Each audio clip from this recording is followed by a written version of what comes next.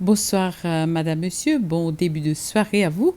Dans l'actualité aujourd'hui, la compagnie aérienne russe Aeroflot a repris ses vols vers les Seychelles après 17 ans. Le premier vol hebdomadaire de cette compagnie aérienne, un Airbus 330, a atterri à l'aéroport international des Seychelles ce matin. Il y avait 402 passagers à bord.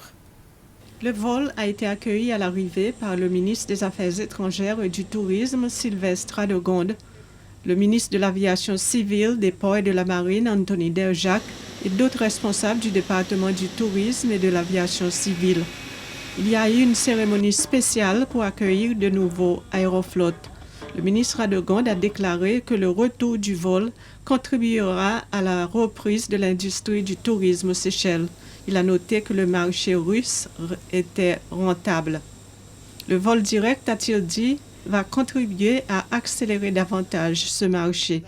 Plusieurs compagnies aériennes internationales ont repris leur vol vers les Seychelles depuis la réouverture de l'aéroport le 25 mars. D'autres compagnies aériennes prévoient des vols réguliers vers les Seychelles au cours des semaines et des mois à venir. Le gouvernement russe a fait un don de 1000 doses de vaccin Sputnik qui sont arrivées aujourd'hui à bord du premier vol d'Aeroflot.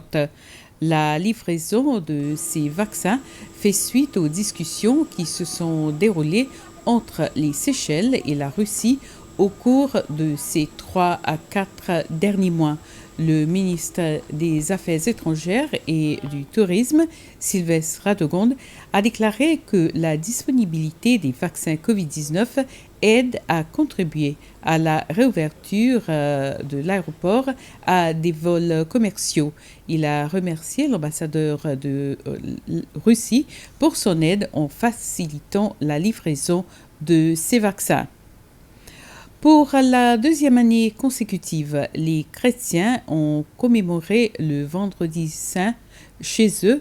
En raison des restrictions du Covid-19, il n'y a pas eu de services religieux tels que les processions traditionnelles du chemin de croix. Cependant, ces restrictions n'ont pas dissuadé certains fidèles déterminés à commémorer l'occasion sans toutefois enfreindre les réglementations imposées par le ministère de la Santé. SBC a pu observer une poignée de personnes qui marchaient de Takamaka à Belazar en exécutant le rituel traditionnel de la chemin de croix. De même, à Onspalo, quelques fidèles ont tenu leur propre procession tout en respectant les restrictions. Il y avait d'autres petites mineurs dans différentes parties de Maé. La Commission de l'énergie a annoncé que le tarif de l'électricité pour le secteur résidentiel augmentera de 25 sous. Pour tous les autres secteurs, y compris les secteurs commerciaux et industriels, les tarifs augmenteront de 51 sous.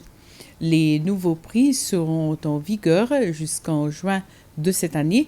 La Commission a déclaré que la décision a été prise pour garantir que PUC récupère la plupart des coûts de carburant, ce qui pourrait entraîner une instabilité financière substantielle pour le service public. En même temps, il veut minimiser l'impact que l'augmentation aura sur le secteur résidentiel. La prochaine révision du tarif de l'électricité en fonction du prix du carburant sera annoncée vers la fin juin 2021. C'était les informations. Merci de nous avoir suivis. Bonsoir.